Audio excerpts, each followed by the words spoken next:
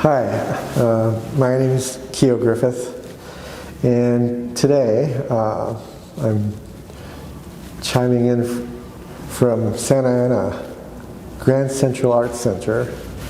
I usually don't have an art studio space, and this year has been kind of challenging, moving around quite a bit. My friend John Spiek, who runs this Grand Central Art Center, has been very kind to let me use this space here for today. So we'll be talking to you from here. My father, when he first moved to Japan, he shared a room with a journalist and an artist, or artist who was trying to get into art university in Japan. And he failed 3 times. So I think on the 3rd time, I was born, my father asked him to live with us.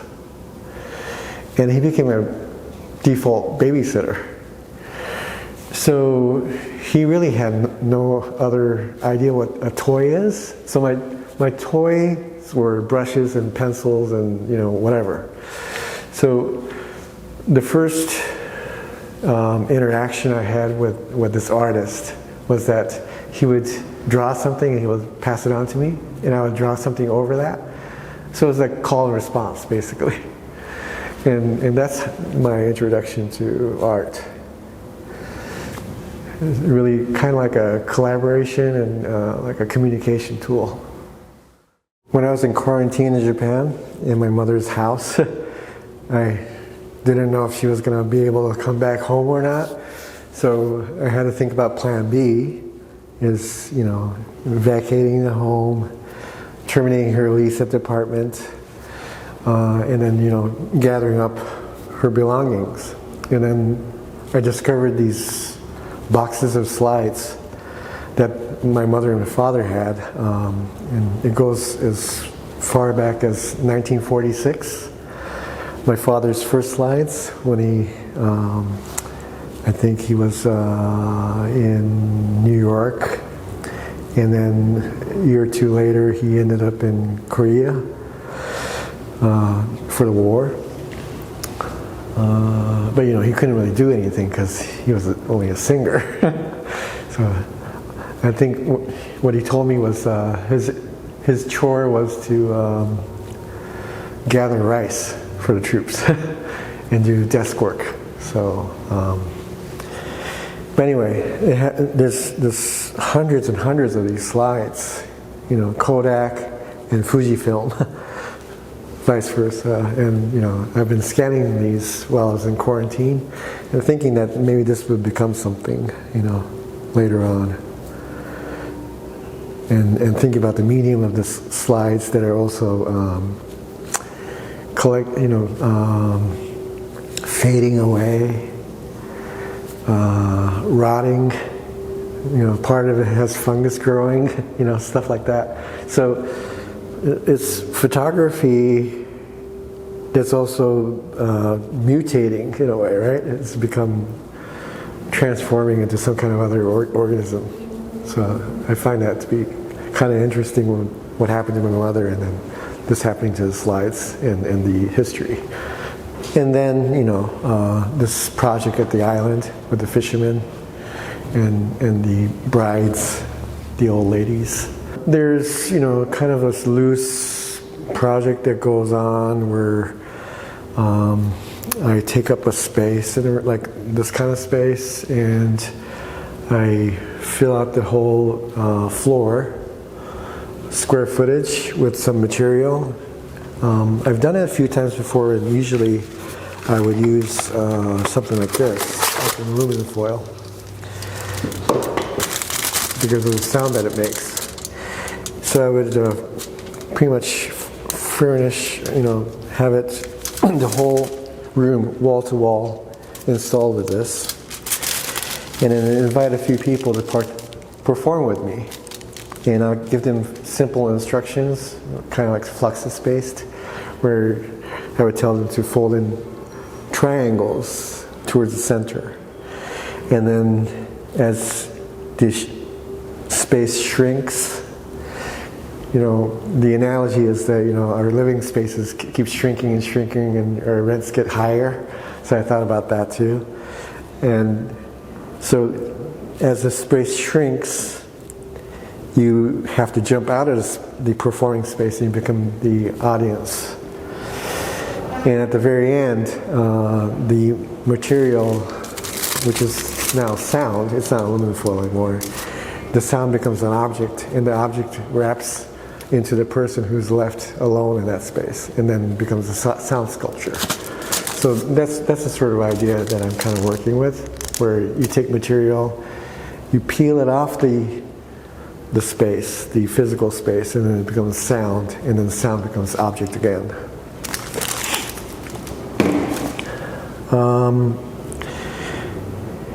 I'm going to show you this work here. This was first made in 2013, like about a year and a half after the tsunami, earthquake disaster in Japan.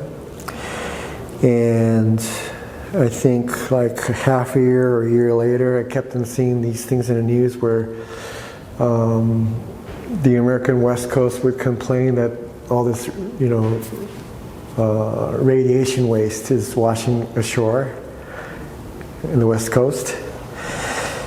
And I thought about, well, what kind of radiation waste is washing up? And, then I thought, well, it's got to be like chopsticks and plates and, rice and everything that's related to Japan.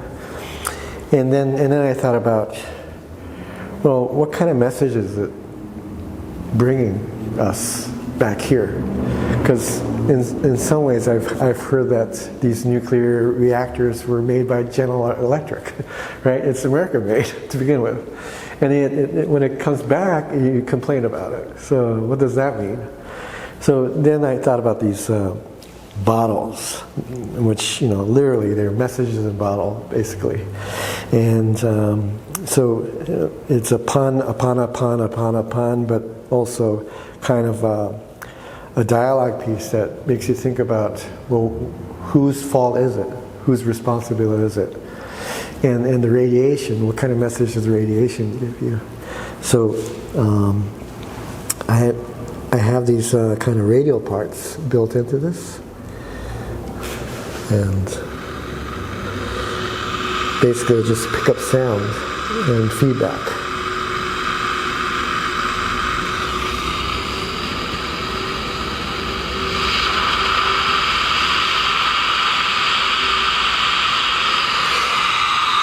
So in the bottle, I have the speakers faced inward in the bottle, and the antenna is penetrating through the neck of the bottle, and the space between the antenna and the speaker about that far apart, and that creates a natural feedback.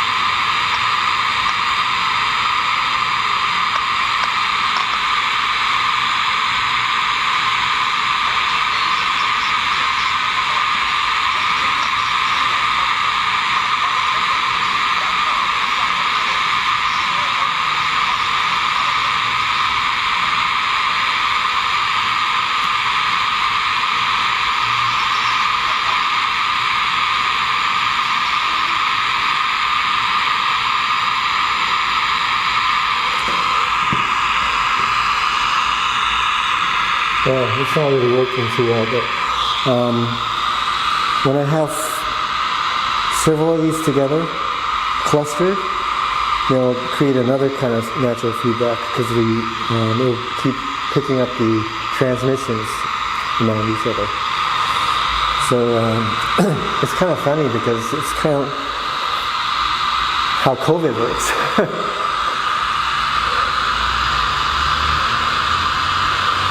So anyway, that when I first showed this, it was in the high desert, and it was like a satellite project of the high desert test sites. And there are 4 curators who asked me to do something at the site. I made the first 3 of these. And what I did was I would carry these and walk across the desert with it. And then I didn't really tell them what I was going to make. So they thought these were bombs. And then I'll just plant them in mole holes, right? The holes for the snakes and moles. Just plant it in there and just leave it there. So, you know, it was kind of like another commentary on, you know, where these things came from. You know, what is a terrorist act, right? So my dad, being a professor at a university in Tokyo, he was a professor of comparative literature, and he would compare Japanese literature with, you know, American and French and English literature, and he would run his courses by movements. So he would take like a surrealist movement and he would compare different works. Naturally he would make friends with people in the 60s who had movements like the Monohas and the Gutai people and Fluxus related people. So that's how I kind of met some of these people who were guests at my house. And you know, these were the toys, the new toys, right? The previous toys were brushes, and now I got these things, which are, you know, household items that happen to make sound. And this kind of became more of a major influence for me, where I would make work based or around these ingredients. I also have formed a kind of collaborative performance project. It's really kind of derivative, but I call it Neoflexis. And it's mainly, we've only done maybe 4 performances in Japan. And we go to different sites where they have art festivals, triennials. And then I would ask the local musicians to participate with me, and and some of them would be, you know, professors or politicians, and then we would make new type of Fluxus work together.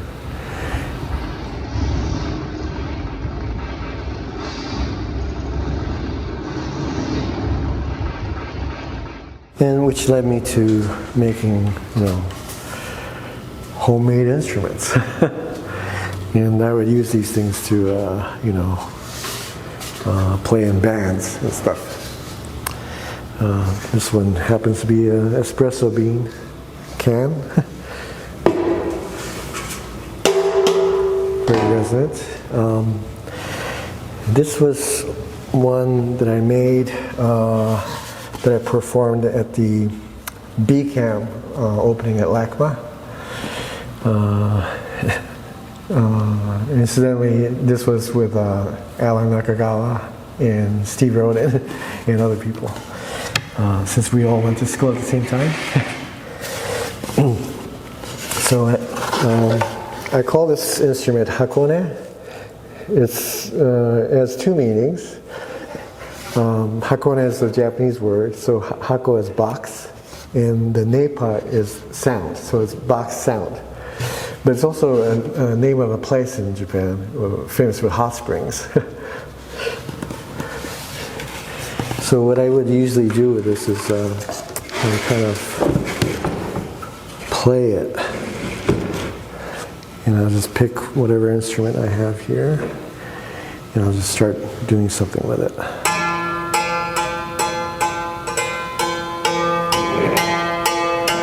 And the whole point is that I would tune it to the scale that is non-Western.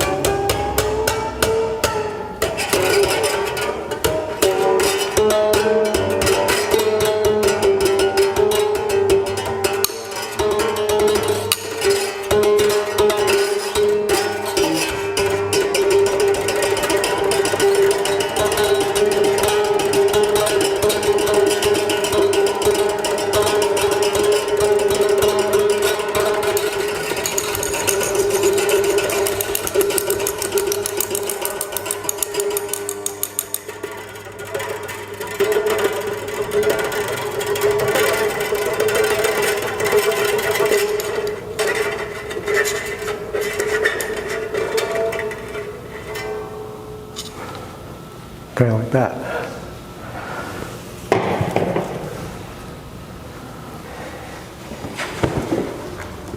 And like other things I've told you, I always put in something that's contradictory, which is a music box.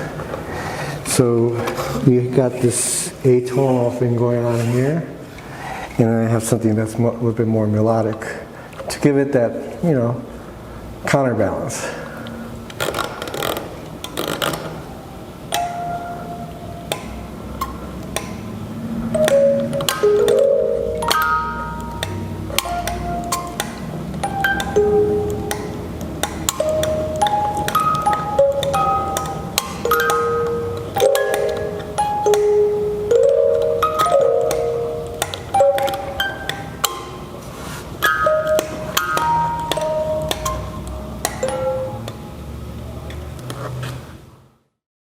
The best thing is to really put yourself in places that you never even imagined before, or I'm kind of referencing a quote from Lincoln, I guess. You know, if you have an enemy, try and love them. Try and get to know them, right? If you have something that you don't feel really good at doing, then challenge yourself and put yourself in there. Because that's not only art in itself, it also, there's a bigger picture behind that. It prevents you from being prejudiced, right? If there's something unknown, if you have the effort, and if you try hard enough to know what that is about, or even like it, or even love that, then that in itself is success as an artist.